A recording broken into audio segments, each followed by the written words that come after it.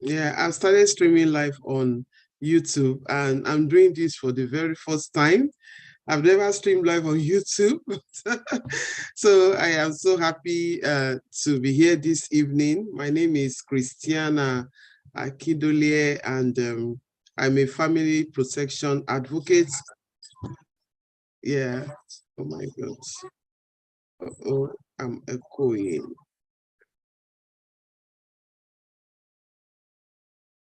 Okay. I think I need to mute YouTube. Okay.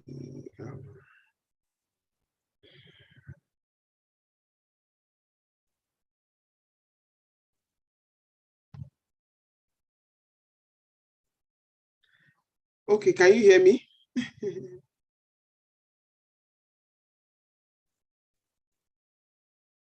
All right. Antonia, can you hear me? Okay. What I'm going to do, I'm going to make you co-host. Yeah. Okay. All right. Antonia, can you hear me? Can you hear me? Yes, I can hear you perfectly. Okay. All right. Very good. Okay. Good evening, everyone. Thank you for joining me this evening. I know other people will be joining us later, but for those who know me, I usually like to keep to time. My name is Christianah Akindole, and I'm so excited to be here. This is virtual hot seat, and I'm going to sharing my screen because I want to pass an information to all of us joining for the first time. This is the first edition of Virtual Hot Seat, and I'm so happy that I'm having somebody that I hold very dear to my heart. I will be introducing her later on, but I just want to introduce myself. Once again, I am Christianah Akindole. I'm the founder of Christianah Faith Foundation and Family Safety Consult. And by the grace of God, I'm an emotional intelligence specialist. I'm an author, a speaker. I facilitate, and I'm also a certified child protection advocate. I'm a marriage mentor and a relationship coach. I'm a woman of many parts. I am also a certified mental health therapist. I am a pastor's wife, a pastor's daughter. I love reading. I love cooking, traveling, and of course, I love playing golf. And I'm also working in a corporate organization. This is what I love doing anyway. The other side of me is I work in a corporate organization. I've been working here for over 30 years, and I'm HR practitioner and a facility manager. So that's the other side of my life. But hey, let's come back to who I am really and why I'm having this program. You know, I've looked around and I discovered that there are so many women out there that are doing exploits in different aspects of their lives.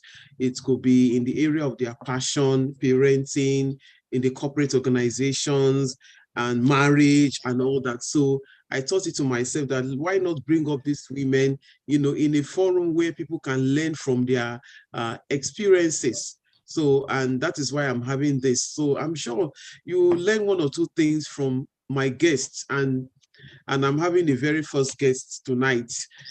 So let's move on. And Christianah Faith Foundation, Family Safety Consult, what we do is that we educate parents, teachers, people around on what it has to do with child safety, family safety generally. We empower children, and we also train teachers on issues that borders on child safety. And what are the other things that we do? We also talk about marriage relationship. We do premarital classes, mental health and wellness check for people. I do a lot of mentorship. I have people that are mentoring at the moment.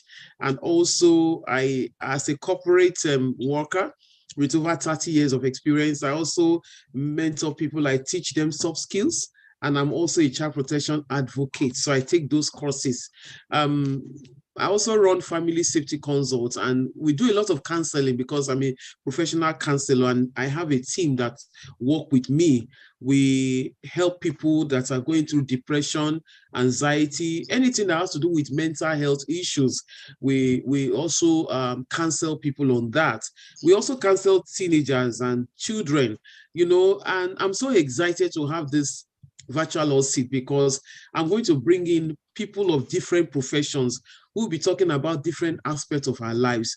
And I look forward to having more people joining up later on.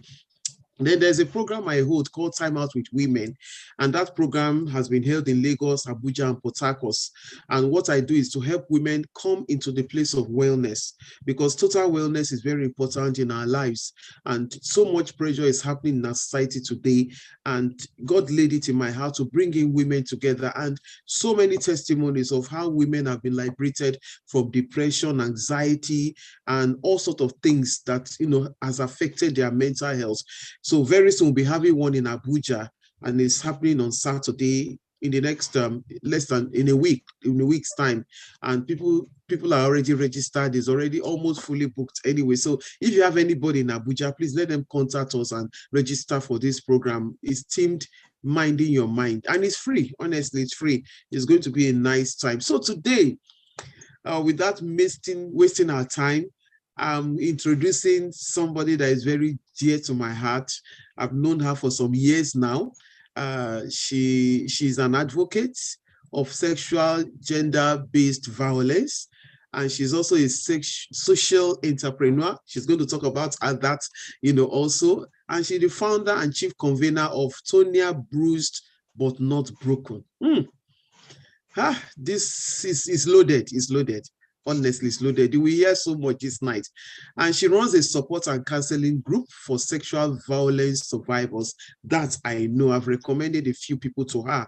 She's a survivor of sexual violence, a rape recovery specialist, and a purpose and potential discovery specialist. She's a Goldman Sachs scholar and a pioneer alumnus of Tony Elumelu Foundation. That one is a very prestigious foundation. I know that. So she'll be telling us much about that. And Tony, I'm going to surprise you with this picture. This was the first event, I will never forget. I went to my archives, Tonya, to get this picture out today. In 2018, people, I invited Tonya to this program that we held in Ikeja, free of charge. And that was where I heard her story. In fact, people were crying that day. I shed a few tears because she told her story. And I'm sure she's going to tell you much about that program. So, and this is another picture. I'm surprising with some pictures, right? Yes, you remember this picture. Yes, where the wife of the vice president. The vice president, yes. Yes. Then this one is program. Yes, called up some NGOs, and we came together, and I saw you. I was so excited. We took picture together. And the second one was when I had a program on Time Out with pastors and their spouses. You came. Pastors' wives. Yes, and their spouses. Then this large one was when I had a program for teenagers, and you brought your children for that program, and we took a picture together. So I went to my archives today, and I got this picture out. Sorry, people, that is how we roll it here. So I'm so excited to present to you today Tonia Ojenagbon. We had a nice time yesterday talking about this particular section, and I'm so excited to have you here, Tonia. So let us keep it rolling. People are already joining. Thank you so much, everyone, for joining. Yeah, I can see. Tonia is here. So let's roll out because we have a lot to discuss, Tonia. So today, I want to ask you, let's start off. Who is Anthonia Ojenagbon? Who is she? Tell us about yourself. Okay. As today, the 29th of September 2022, my name is Anthonia Ojenagbon. So I am a housewife, like I call myself. I am an entrepreneur, and I also help rape survivors to get justice, is what I do now. Apart from providing counseling and therapy for them, running the support group where we come together, women of like minds who have gone through childhood sexual abuse, Now we have entered intervention, so I try my best, walk the journey with the survivor, the journey to getting justice, which is one of the most difficult journey. I'm still learning on the journey, but that's where I am as of today. Wow, wow. You are a woman of so many parts, Tonia, from what you have just Thank said. you, ma'am. Now, you know, to remember, Tonia, I invited you for a program I had in 2018. And that Yes, ma'am. program, trust me, and we've been working together, and we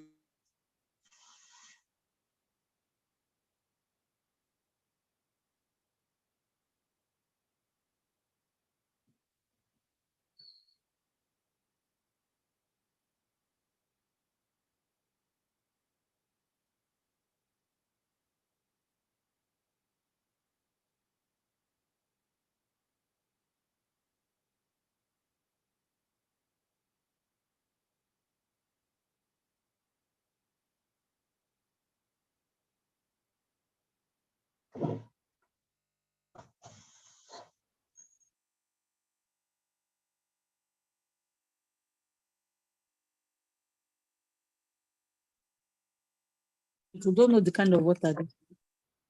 David, wait.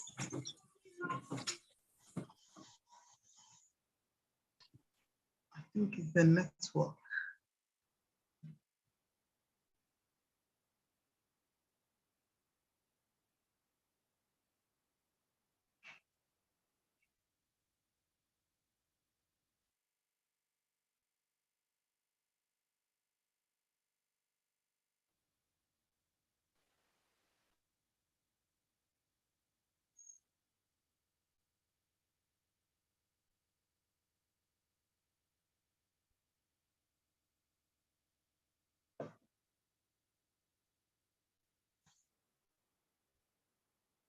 I'm so sorry.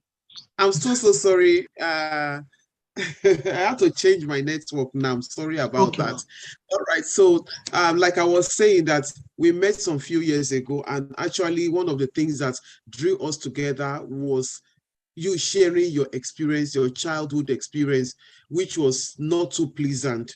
And I can remember when you were talking about your experience in that program, we were all shedding tears because we were touched by what you experienced. So can you share with us your childhood experience that you want us, because I have mothers here who are just anxious to hear so that they can learn one or two things. What was your experience in your childhood years? Okay. So I am the first child of 9 children. My dad was a military man, so my mom is a military wife. So I'm from a Christian family. Yes. In 1992, I came to Lagos to live with my uncle because my parents couldn't afford to take care of all of us. So when I came to Lagos as a Christian child, I didn't know anything. I was very naive. So one night I was sleeping and I felt a hand touch my breast, and the hand began to play with my breast, and the hand moved from my breast to my vagina. And that was how what is now known as sexual abuse started happening. But as at that time, I didn't know who was doing it. I didn't know I didn't know what it was called up until after some years. So every night, like I used to think this monster used to come in the night, raise my dress up, ravage my body. And the following day, I would not know who did it. It continued like that for some time until one day my uncle just said to me that if you ever tell anybody what's going on in this house, I'm going to kill you. Now, before then, I didn't know who was doing it. It was when my uncle said, if I tell anybody, he was going to kill me. That was the day I was able to put a face to the monster. And the unfortunate thing about it is this person is my favorite uncle. He was someone I was calling daddy. I'd always loved him from when I was a baby. Yes, he was my favorite uncle. So I think that was the most shattering for me, for someone who I loved and I called daddy, to find out that he was the one doing this to me every night. And in those days, we didn't have a mobile telecommunication system like we do now. So there was no way I could tell anybody. Of course, he had already told me that if I tell anybody, he was going to kill me. So my uncle is a policeman, so he has a gun. So he has shown me the gun, and he said that if I ever tell anyone, he was going to kill me. So in my mind, then I wasn't. But who know? You know, we have a lot of awareness now. We tell children if you're being touched inappropriately, if an adult is doing and what is not supposed to be done to you, an adult is touching your private parts, an adult is trying to kiss you. We're now telling our children that you should scream, you should tell the nearest trusted adults. You know, you should be able to say something. But when we were growing up, I'm in my 40s now, nobody ever said to us that if an adult does something inappropriate to you, you could report to another adult. You know, I remember my mom coming to Lagos in 1996, and my mom is a leader in Deeper Life. So I remember her coming to Lagos for the workers' retreat, and I was very happy because I felt that this is an opportunity to tell her. But my mother saw me with a sanitary towel, and my mother, you know, and my uncle's wife, they started making fun of me. My mother just said, waiting Anthonia they do with pad. And my uncle's wife said, oh, she done the see her period, you know, and they started laughing at me, making fun of me. As they were laughing, my uncle just looked at me, and I could see in his eyes, I told you, nobody will believe you. You know, at that point, I knew that even if I tell my mom, she's not going to believe me. So when my mom left, my uncle was just looking at me like, I told you, nobody would believe you. You know, that singular episode was really devastating for me because I felt that, oh, I could tell my mom, but that thing she did, it made me not to talk. So the abuse continued until one day my friend invited me to a church, a Redeemed Christian Church of God. And my friend, that was when the parishes just started opening. That was in 1998. So my friend invited me. Now, I need to say that by the time this abuse started, it really did affect me. Now I can place the word for it is depression, but that time I didn't know what it was called, but I just know that I began to have mood swings. I turned from that child who was very, very intelligent, and I didn't like to go to school again. In secondary school, I was the head girl, and I was in the commercial class. And in those days, if you, as you know, it was people from the science classes that were head girl and head boy, because they were really, really very brilliant students. But in my set, I broke that record in my school. I was a commercial student. I was the head girl, and the assistant head girl was a science student. You know, that's to tell you how intelligent this Anthonia girl was before the abuse started. But after the abuse started, it robbed me of every sense of self-worth. You know, I spiraled down academically, and by the time I was writing my work, I made just 3 credits. It was so devastating that my friends couldn't even check their result. They just went to register for GCE, because you just hear that, if head girl didn't pass very well, what am I going to check my results for? That was one of the things that child sexual abuse did to me. So on this fateful day, my friend invited me to this church. She just said to me that there's a new church on our street and that they dance very well. So I went to the church with her. You know, during the service, during the service, newcomers were welcomed. And after the service, the pastor said he needed to speak to the newcomers. So when he was talking to everybody, he now said that the other people should excuse him and that he needed to speak with me alone. So when they left, he just looked at me straight on. Now, I'd never seen this pastor before. I'd never seen him before. That was my first time of meeting him, because that was my first time in that church. And he just looked at me straight up and he said to me, you have something to say to me? And I said, I don't have anything to say, sir. And he told me point blank. He said, you want to tell me your uncle is sexually molesting you and you don't know what to do? So immediately he said that, I just went on my knees and I began to cry. So I started crying because I said, for the first time, someone is going to listen to me. Someone is going to help me to stop this, what my uncle is doing. I used to feel that maybe God hated me, or maybe I did something that was why God allowed that to happen to me, because when we're growing up, my mom used to say that since we're not from a well-to-do family, that the best thing you can do for your husband is to keep yourself. And as a Christian child, the Bible says that marriage is honorable before God, and the bed should be kept undefiled. So I used to feel that, oh, my uncle had robbed me of everything that I have as a woman, and it really did affect. It really did affect my self-esteem, self-worth. I didn't even know anything about self-worth. I can talk about self-worth now because I know the meaning, and I know that I'm worth more than what has happened to me.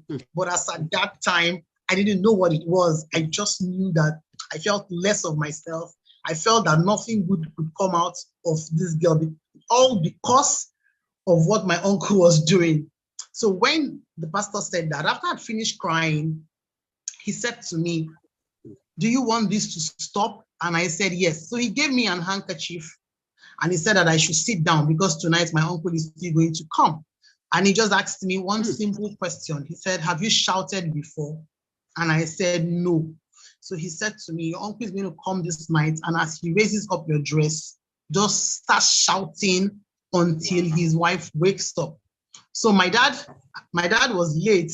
So he told me that when my uncle's wife wakes up, if she asks me what the problem is, I should just tell her that I'm having a bad dream, and that my uncle's wife will assume that I'm dreaming about my dad since my dad is late, which was exactly what I did. So as my uncle came that night, and now, because we were members of Deeper Life that time now, when I wasn't wearing trousers, I was just wearing only skirts, long dresses, and all of that. So, and I used to think in my mind, in my small mind, I used to think that, if I was wearing trousers, maybe it would not be easy for my uncle to just pull my trousers like that. But that was in my mind. So as my uncle raised my dress that night, I just started shouting. I started shouting until his wife woke up, and she was like, Antonia, what's the problem?" So I said, "My bad dream." I just said I was having a nightmare. So the following morning, my uncle looked at me from my head to my toe. He hissed. He walked away. That was the end of the physical abuse. But you see, by that time, the mental and emotional damage had been done. At that time, the hatred for men had been planted. At that time, the depression, severe depression, everything has started. At that time, in a little head, I was just praying to get married to the next available guy so that I would deal with him. He was going to pay for everything that my uncle had done to me. So every guy who, as much as say, I was a chorister in church. Actually, I grew from being just in the parish choir, and I was in the national choir. So I used to sing in camp during Holy Ghost service. During Lekki, yes, during Lekki 98, I was one of the choir people who sang. So I grew to become, I'm a church girl. I grew to into the national choir and everything. But you see, one of the things abuse teaches you is you can be a worker in church. You can be a church girl, and abuse will still happen, and you will still suffer from the consequence of it. You will still go through the psychological effects until you get therapy.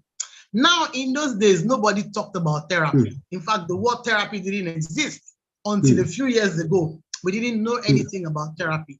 So a lot of us had this bottled up anger, looking for the next available person who will say, "I love you," and you will pour all that anger on the person. So I got married with all of that without getting help. Now we tell people you can get help, you can heal, you can begin to live a normal life. Okay, before you get to your marriage, Antonia. Yes, ma'am. Antonia, before you get to that marriage, let's come back to that childhood experience. I'm still going back to the marriage issue.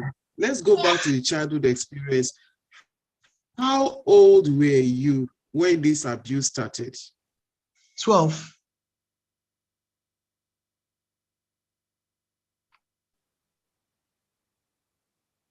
Can you hear me?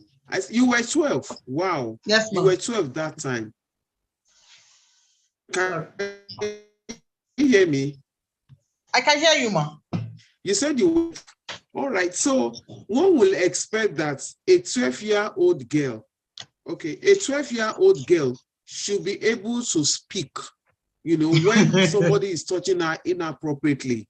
So during that period, it happened on and on. So why didn't you talk? Okay, because my uncle told me that if I tell anyone, he was going to kill me. And my uncle had a gun. My uncle is a policeman, and there was a gun in our house every day.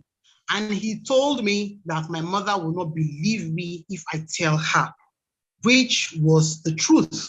He said that my parents were not going to believe because he's our most trusted uncle. Like my dad's immediate younger brother. So how will I even say this kind of a thing is happening? And now we need to understand, if you ever knew a family who were in deeper life in the 80s and in the 90s, I'm not talking about in this in the year 2000s, when deeper life just started, sex was never ever mentioned in our house one day. So there was no way I could have said anything about sex to my mother, because I didn't even know what it was, you know. So my uncle told me if I tell anyone, he was going to kill me. That's why I never said a word to anybody.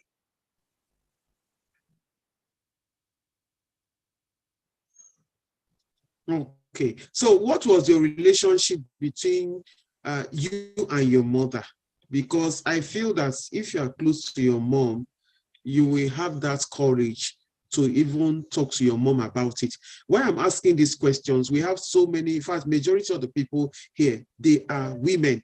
And I'm sure they are anxious It's to a very know good, it's a very valid question, what Mark. was Very that, what's valid. that relationship that you as a 12-year-old girl, yes, yes.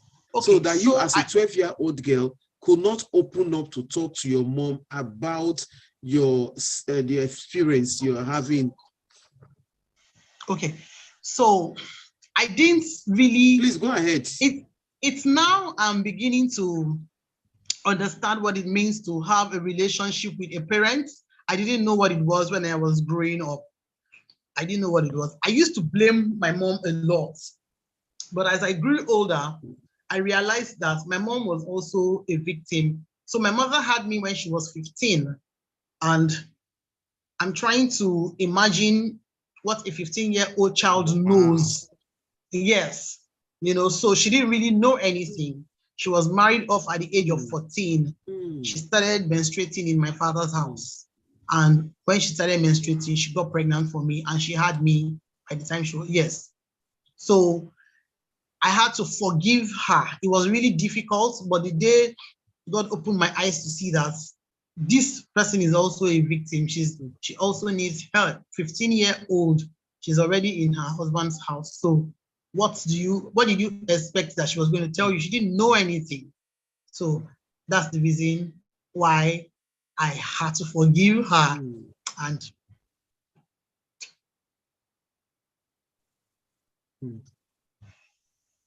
Wow. Sonia, thank you so much for, because you know it's not easy to share this kind of story. Trust me, it's not easy at all. It takes a lot of courage to come out there and talk about, you know, your childhood experience, especially when it has to do with sexual abuse. So Sonia, thank you so much for opening up and even talking to us about your childhood experience. It's not easy to open up and do such a thing. I know so many women out there, they've gone through abuse, but they don't have that courage to speak out. And you are there showing good example, letting them know that, look, you can come out and talk about your experience so that other people can learn from it. Now, coming down to your marriage, because we have a lot to talk about, you know, coming down to your marriage, I know that when the abuse happened and you started growing into an adult, you know, so many effects of sexual abuse that we always talk about must have been you must have been experiencing it.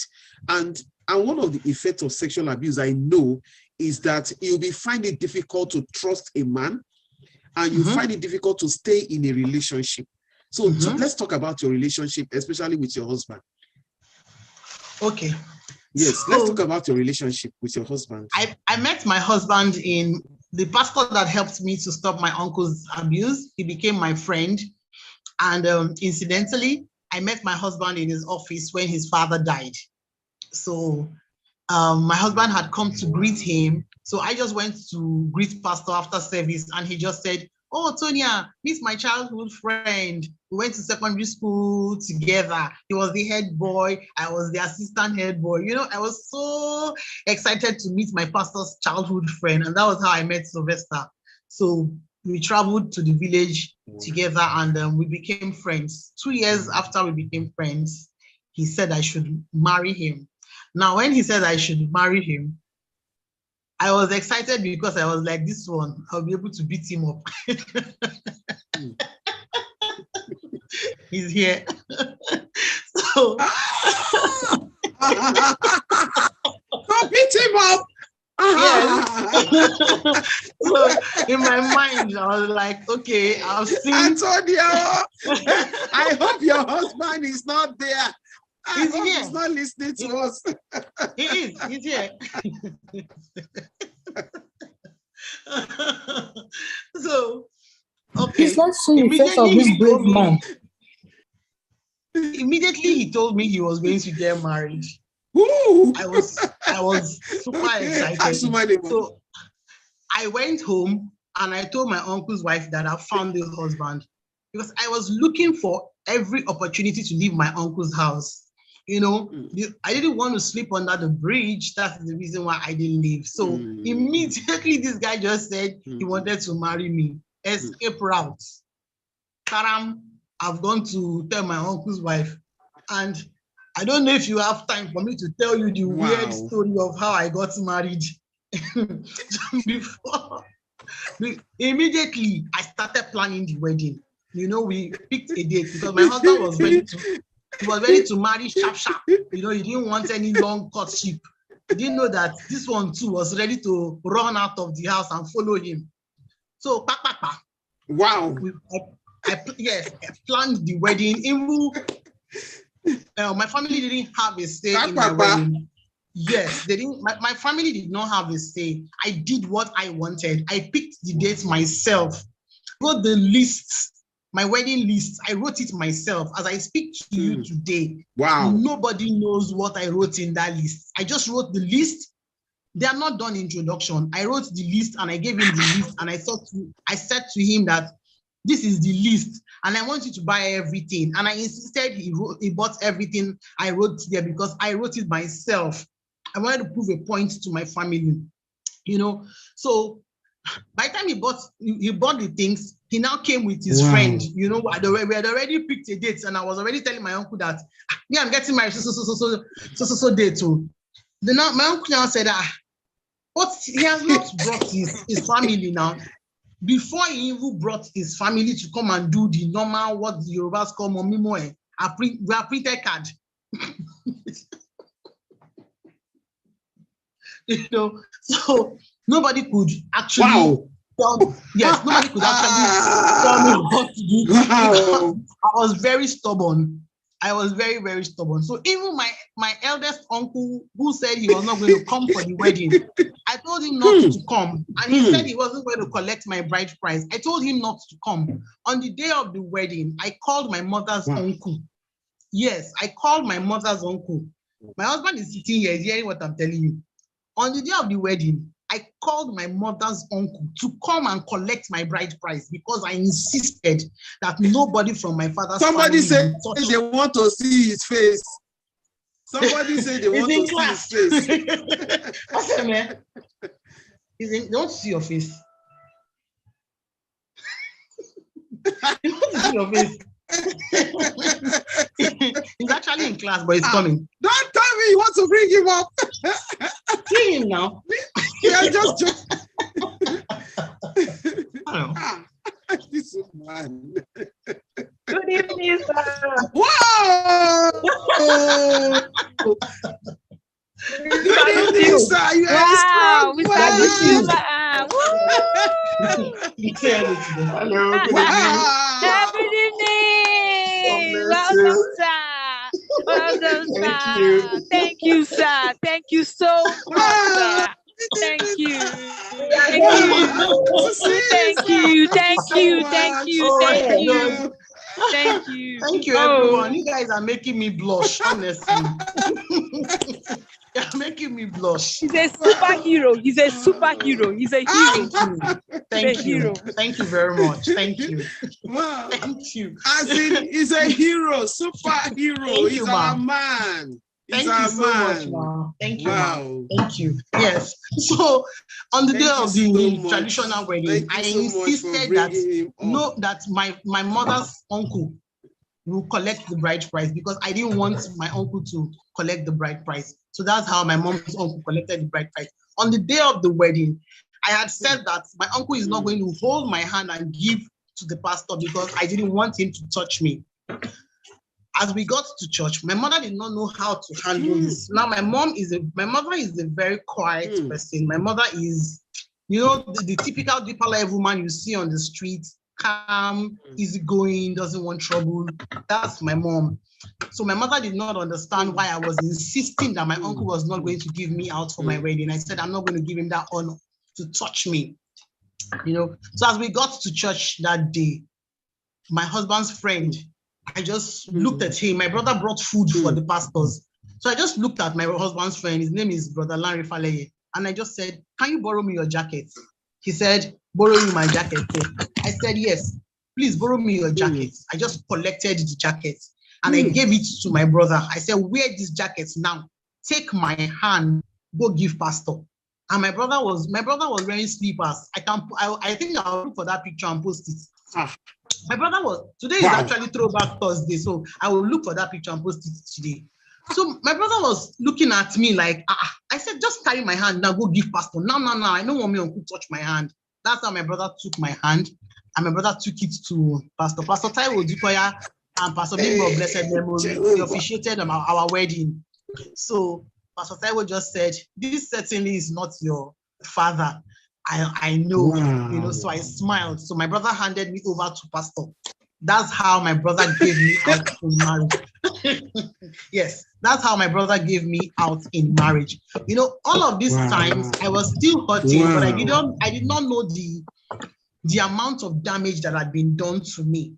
So I was just happy I was leaving my uncle's house, but I didn't even remember that when you get married, that there's something that husband and wife do. I didn't remember that aspect. My own was I just wanted to leave that house, So at the reception, my in-law just came and said to my husband that he should take me away, that we have to go. So when we got home, I just saw Mr. Sylvester. He just removed his jacket. And as he removed his jacket, I just began to have flashback. It was when he removed his jacket that it occurred to me that, something is supposed to happen tonight. I didn't remember before. It was immediately he just took off his jacket. I started begging him. I told him that I needed to speak with him. And he said, Anthonia. So I used to call him Pastor Sylvester, He said, no, don't call me Pastor Sylvester. Just call me Sylvester. We are now married. Wow. I said, Pastor, sir, I need to speak with you, sir. Sir, I beg you in the name of God, sir. I need to speak with you, sir. So, he's laughing. So I said, I need to speak with you. God. So I now begged him. I now told him that, can he do me a favor? That we should please live like brother and sister. And at that moment, he just said, okay. He didn't even argue with me, and he said, okay. Yes. So I now said to him, please, when we're sleeping on the bed, can you try and not cuddle me? He said, okay.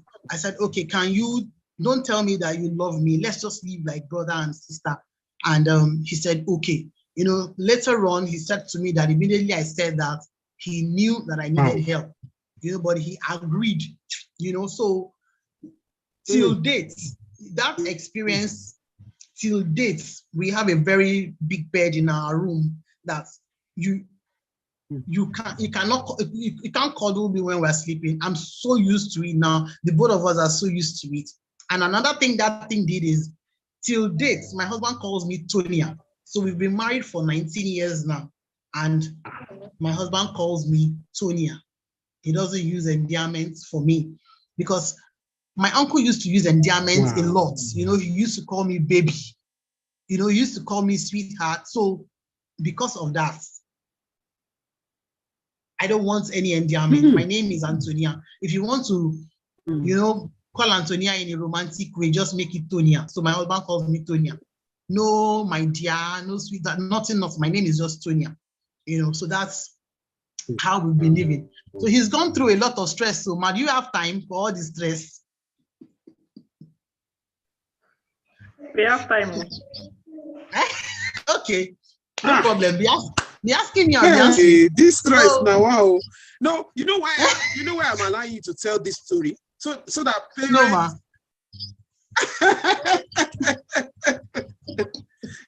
I'm allowing you to say this because I want mothers to know, parents to know that when a child is sexually abused, she goes through a lot. It's better to prevent it. It's actually better to prevent it because you actually never heal completely. Yes. Prevention is better than cure. Is better. The best. There's no middle ground. When it comes to sexual abuse, there's no middle ground. Honestly, parents should know that you are a living weakness. Yes. There's no middle ground to it. Preventing it is the best. Honestly. It ruins, it destroys a lot of things. It's not a joke. Prevention and it can happen to anybody. Better. A pastor's child, a bishop's child. Prevention is better than cure. It can happen to anybody. All right. So, Tonya, let me call you Tonya. Let me call you Tonya. Let me call you Tonya. All right. I said, let me call you Tonya. Yes, ma'am. Now, Tonya, I want to ask you. Okay. I want to ask you, when you eventually told your mom, I'm sure you have told your mom, when you eventually told your mom, what was her reaction? And what about your uncle? So there are two questions in one. When you told your mom, what was her reaction? She didn't believe you. Yes. Wow. I don't blame her. She didn't believe me, and I don't blame her because my uncle is a very nice person. You know, when you're looking for an abuser, you're looking for somebody with two horns. A lot of people don't realize that the people you trust most, that beloved uncle, yes, that most trusted uncle, that most trusted auntie, because even boys to get sexually molested, and a lot of boys have been molested by women, but we're not really talking about it, but it's happening. So my mom didn't believe me because when my father died, my uncle stood by my mom. He's a very nice person. He's a very nice person. It's somebody you can vouch for that I can never do this. So he stood by my mom. Even when we went to the village, you know, all the sharp practices that are being carried, harmful practices that are being carried out against widows and from Edo states, you know, my uncle didn't allow them to do anything to my mother. You know, he stood for my mother 100%, you know, and my father was giving a Christian burial. You know, nothing fetish because my parents were Christians. And my uncle stood his ground and said that this man was a member of Deeper Life all through his lifetime. So I did the burial for my dad, you know, and my mom does not do anything traditional. My mother follows the Bible, you know. I tell my husband, I said, if you are looking for a Christian, go and call my mother. My mother is a Christian, you know. So if it is not in the Bible, my mother is not going to do it. So my father was buried on Saturday, and on Sunday, my mother went to church, which was an abomination in our village. You know, as we got to church that day, people were moving. People were moving. You know, people didn't want to come close to us. That how can you come to church? Your husband was just buried yesterday. But you see, there's nowhere. My mother will tell you there's nowhere in the Bible where Bible says that you should stay at home after burying your husband, and church is all my mom knows. You know, so even when they came to come and fight us in church, my uncle stood. When the village chiefs came and said my mother had committed an abomination and she was going to do some sacrifices. My uncle told them point blank that my mother is a Christian, that she's not going to be able to do it. Now, my mother was supposed to stay in the village to mourn my father for 6 months. But my father was buried on Saturday. On Monday, my uncle told my mother to be going back to Port Harcourt, where she stays, that she should go and mourn her husband in the city. My mother did not shave her hair. So he really stood by my mom. So how am I going to come and tell my mother that this person who did all this, who risked his life to do all of this, to stand for you, despite what happened in the village, is the one that molested your child? So my mother could not wrap her head around it. It took me some time to understand why she didn't, but as at that time, she didn't, and I felt and I think one of the reasons why I didn't heal on time was the fact that my mom didn't believe me, but my husband has stood with me all the way. This very difficult journey with me. He's been there for me from the beginning, from the day we got married. He has walked this journey with me, which is one of the reasons why I am who I am today, and I can confidently tell you this story. My husband gets bullied sometimes. Why do you allow your wife do this? Why do you allow your wife talk about her past, especially as a minister? Why do you allow your wife to say this part of her life? As a Christian, you're supposed to present a prim and proper life. A girl who was born and bred in church, you're supposed to not church, but these things happen to Christian children, which is one of the reasons why I speak boldly, so that people will understand that, yes, my parents were zonal leaders in Deeper Life, and that's the equivalent of a parish pastor today. So my father was already heading all, when we were younger, Amadiama, Ukpogu, all those places, Rainbow Town. My dad was the zonal leader of all the Deeper Life there in the late 80s and in the early 90s, So my parents were already Christians. All of us were born inside the church. It was two when my parents gave their life to Christ, So you will not believe that this despicable act, like I call it, should happen to a Christian child. But it did. It did. And we need to understand that sexual abuse does not look at the face. So like I will always say, prevention is the best. And Ma, I need to let you know that God will bless you for everything you have been doing. You wrote a book about child abuse, which is the first book I ever saw about child abuse in Nigeria. I bought that book. I kept that book. That every time when I have children, I was going to give my children that book, which I eventually did. Which is one of the reasons when you had that program for teenagers, I was super excited to bring my children for the meeting, because I just told them, the person that wrote that book about child abuse, she's having a meeting. So Ma, God will bless you. Generations will call you blessed. Thank you too for everything you are doing. God bless you, Ma.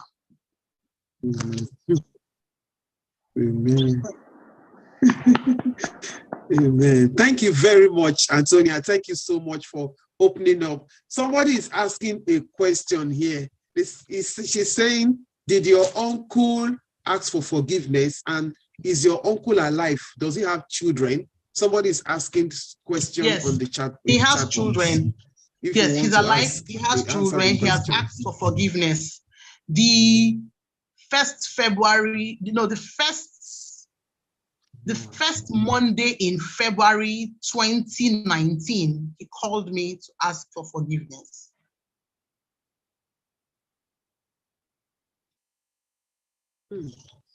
Wow. Wow. Yes. Wow. Yes. He asked for forgiveness. Yes. And how did you react? I had forgiven him already. What was your because reaction? it didn't mean anything to me. It didn't mean anything to me because I had forgiven him already.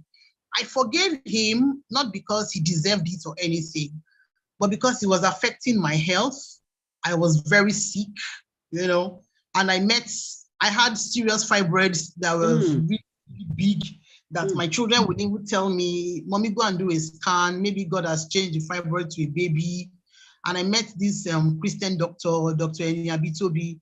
She's a professor in University of Abilene in America. So she had told me to go and read about child sexual abuse and the development of fibroids. So she told me that people who were abused when they were children, they are prone to having fibroids, and theirs grows bigger because of the trauma they've gone through. Because my tummy was really, really big.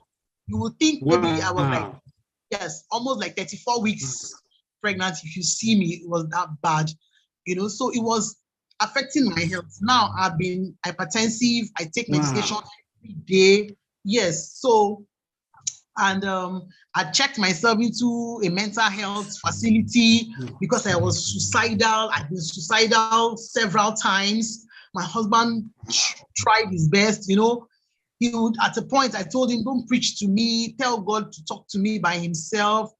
I remember every time I would fall into severe depression, there was one time he would just put, I would lift up my eyes to the hills. I love the song so much. In fact, it was sung for me on my wedding day. It will be playing, it will just be on replay. He will be the one to take the children to school. He will be the one to attend the parents' discussion day. I won't go. I remember one particular day, school bus brought my children. I was inside my room to walk to the sitting room to go and collect my children. I couldn't. And the bus had to take my children to my friend's house, and my daughter was in preschool then, and her teacher told her, tell your mom I said your mother is stupid. And my daughter just came home. A baby not knowing, she just said to me that, Mommy, my teacher said I should tell you that you are stupid. Because I was at home and they kept calling me, but I couldn't explain to anyone. A lot of people who were close to us then, they just didn't understand why my husband pampers me a lot, and they be like, oh, your husband is spoiling you, oh, he does everything for you, even when I used to get pregnant and go for antenatal, oh my God, if I want to have a baby, he must be there because I can't stay in the room with a male doctor. So he has to be there from the beginning to the end. So sometimes during antenatal, the nurses will be telling you that and all of that, but even me myself, I couldn't even explain what I was going through. Now I know better that I was suffering from the psychological effects of child sexual abuse, So after I sought healing, I am ever grateful to God and to Dr. Mimuna Kadiri. God bless this lady. God bless her. She has been very phenomenal. She still called me last week. She will call me, still therapy, she's been bringing her to this. I will bring her to this program. No, Memuna Kadiri is one woman. I want to give her a national award, So she told me, she said, she's a good friend. Yes, she's a fantastic woman. She said, you're going to forgive your uncle, not because he deserves it, but because you, Anthonia, you deserve to have your life again. This thing is eating you up. I was not emotionally present for my children. I remember one time my children will have to write before to talk to me. My husband would tell me, Tonia, gather yourself. This child wants to talk to you. And my children were growing up. It's their father that will take them out. They will go and eat. Everything we have to do as a family. Until one day my husband came back home and said, Tonia, somebody asked me in church if I'm a widower. I said, didn't you tell the person that you are married? He said, the person said, you are the one that brings the children to church. I felt so terrible that day. Yes, there was a day my son told me, somebody who is an usher in church, I used to be an usher in church, and my son said to me, oh, Mommy, this is my teacher, Miss Faith. And this girl, we are in the same department, we know ourselves. I greeted her. After greeting her, and I said, oh, my son said that you are his teacher. And she told me, no, you are not his mother. That I know his father, but we are not his mother. And I couldn't even believe it. So even the teachers in the preschool didn't know me. Yes, my husband, he did a fantastic job in that aspect. I have so much respect for this Mr. Sylvester, so much respect for him. And the good thing is, I dare tell you that not for one day did he ever use my past to talk to me, just use it to talk in passing. He never did. Instead, I'm the one making reference, and he tell me, Tonya, no, don't do that. Tonya, no, don't do that. So I despite everything I made, I put him through. I mean, despite everything that I put him through, he stood and he has been standing and he's still standing. I thank God for him. So I had to forgive, not because he had nothing to do with my uncle. It had nothing to do with him. By the time he was asking for forgiveness, I'd forgiven him 4 years before he came to ask for forgiveness. I forgave him, but I'm not close to him. I don't go to his house any longer. I don't have anything to do. Yes. My family still don't understand. Like I said, my mom is a very serious, deeper life woman. My mother believes.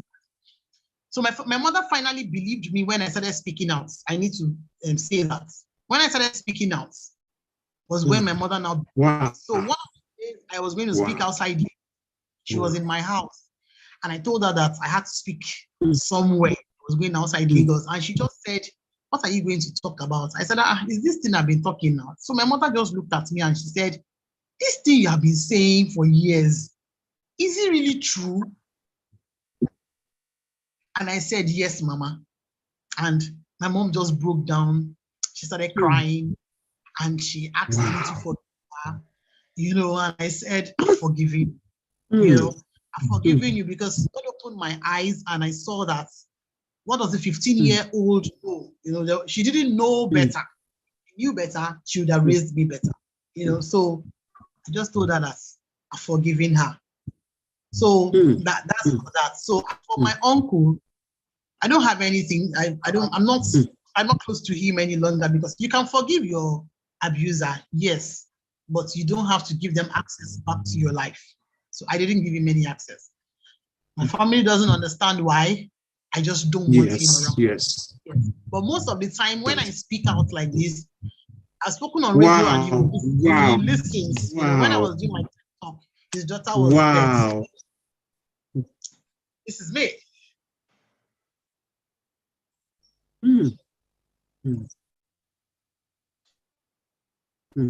Wow. Thank you so much. Thank you so much, Anthonia. In fact, I'm sure everybody the line is breaking. Shouldn't even end this story at all. And I'm sure for every parent that is here, you are learning a lot. Learning to protect your children from abuse, learning to know that can you hear me? So knowing fully well that the consequences of abuse, again, forgiveness, forgiving the abuser for maybe you have gone through sexual abuse and you have not told anybody. I think you can Tonia's story. You can understand that look, you are forgiving because of yourself, not for the sake of the abuser, but for yourself. And there is a place for healing. There is a place for healing. Now, Tonya, I want to ask you a question. What are you doing now concerning advocacy? Because we have just like 5 minutes to go. Advocacy. I want to talk about your advocacy. Okay. So after I was discharged from the mental health. Yes. Can you hear me I clearly? can. Yes, ma. Yes, ma. After I was discharged from the mental health clinic where I was admitted, I started a support group for sexual violence survivors like myself who have not healed. So basically, it's just providing therapy and counseling and move money. But hello? We can hear you. Okay. So so that we can move on again, we bring in therapists and counselors who care survivors with therapists and counselors so that they can have their lives again. But one of the things we now do now is, apart from just raising awareness on how to prevent it, we do intervention. By intervening, I mean that we walk the journey to getting justice with the survivors. So if a case is brought to us now, Sometimes justice to the survivor is getting her help and let her heal. Sometimes the person wants the perpetrator to face the music, facing the music, pay for their crime by facing the laws of the country. Because in Nigeria, child sexual abuse, any form of sexual violence is not a family affair anymore. It is now a crime against the state and is a punishable. Can get up to imprisonment if you are found guilty of child sexual abuse. So what we do now is we follow cases through till the case goes to court and judgment is passed. So from going to the police station, the very day the thing station to report, from going to one of the sexual assault referral centers to get forensic and medical help for the survivor, from following through with the process at the police stations till the case goes to the office of the public prosecutor, who now sends the case file back to the police for prosecution, and the case goes to court.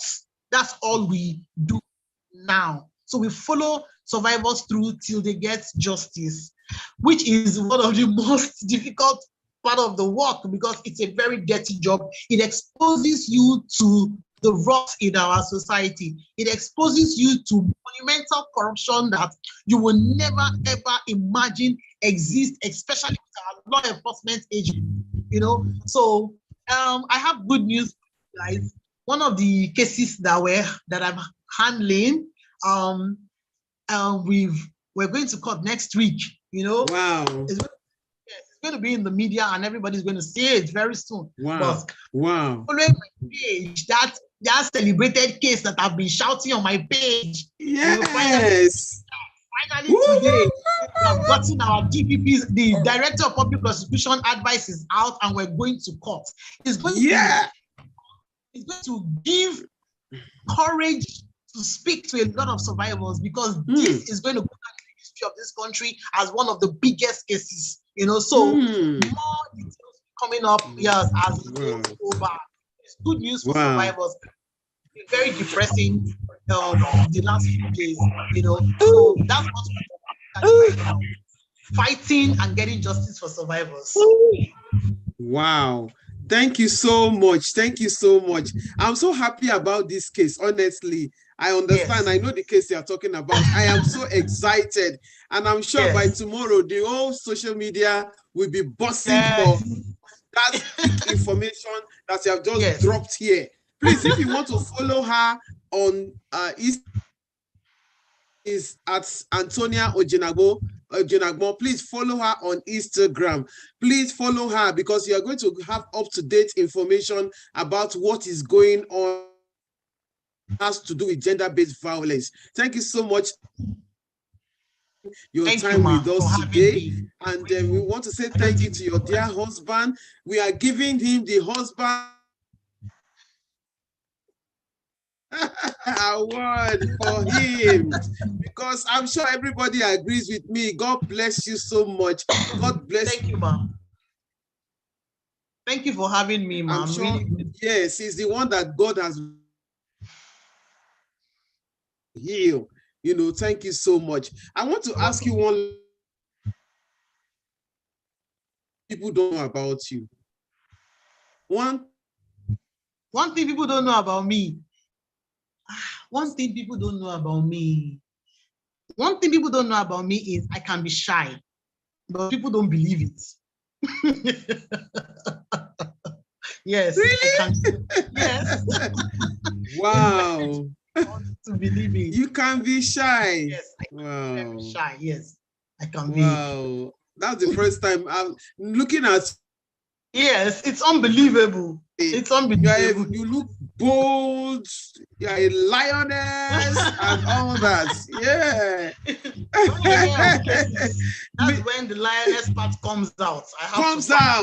Yes. Exactly. Yes, a girl is being sexually violated or a girl is being taken advantage. That's what brings out the best in me. Exactly. Me too, I can be very shy. I used to be an introvert. But when it comes to this advocacy, it brings out the queen in you.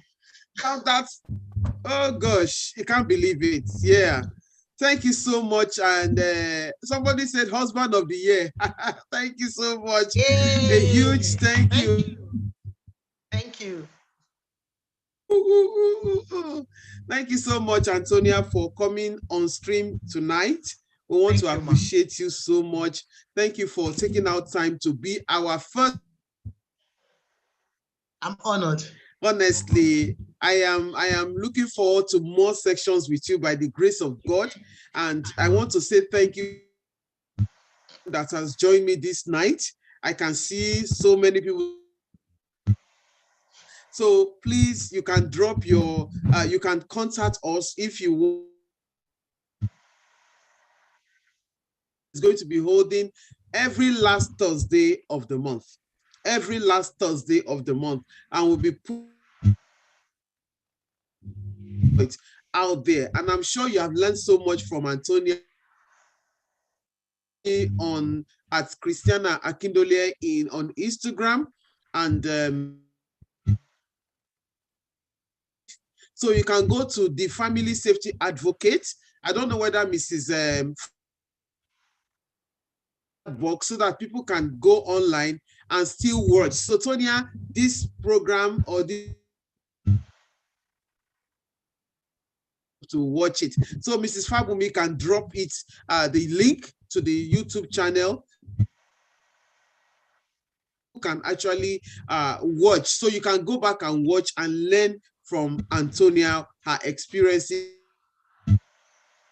So much. You can follow us on Facebook, Family Safety Consult 2022 on Facebook, and so that you can also join a watch. Action Advocate, you will see our Facebook, our YouTube channel. So you can copy that link so that you can watch it all over channel, because we'll be featuring more people in days to come. All right, so thank you so much. My name is Christianah Akindole, and I am going to be back here by God's grace first Thursday of next month. Exploit out there. Thank you everybody for joining me, and thank you. Virtual hot seat.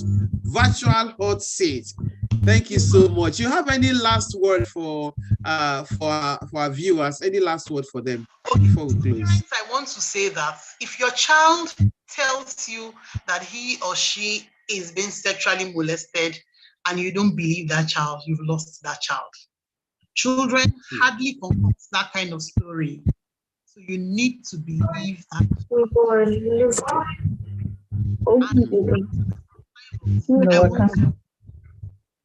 You survived the abuse, you will survive the recovery. I love you, my queen. Your past doesn't define you. You are worth much more than what happened to you. I love you. I celebrate you. Bye-bye. For that closing remarks, we love you so much, to Anthonia, and we are wishing you the best and more strength for what you are doing for our children, for the children, and for the women also. More strength for you, and please help us say. I know that God has been using him, and we continue to use. Amen. Amen. And on this note, we want to say good night. Virtual or seat comes your way next month, Thursday, last Thursday of the month, by the grace of. Bye-bye. Bye, everybody. Bye.